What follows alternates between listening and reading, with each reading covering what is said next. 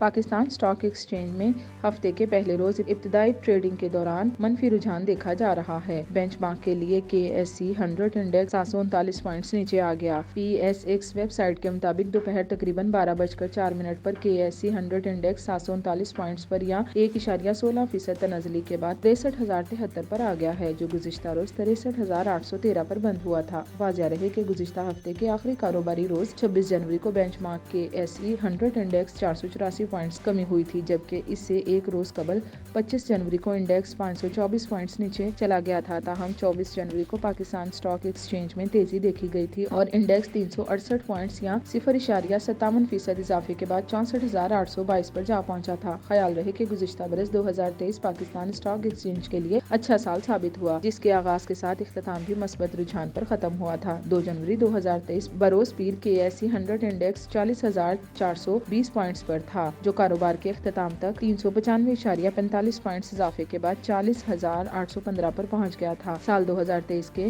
آخری کاروباری روز انڈیکس 62,451 کی سطح پر بند ہوا تھا۔ اس طرح گزشتہ برس بینچ مارک KSE 100 انڈیکس میں 22,031 پوائنٹس یا 54.50% اضافہ ہوا تھا، جبکہ سال 2022 پاکستان اسٹاک ایکسچینج کے لیے دباؤ سے بھرپور سال ثابت ہوا تھا۔ بینچ مارک KSE 100 انڈیکس میں 2021 کے مقابلے میں 9.4% کمی کے بعد 40,420 پوائنٹس کے ساتھ اختتام پذیر ہو گیا تھا۔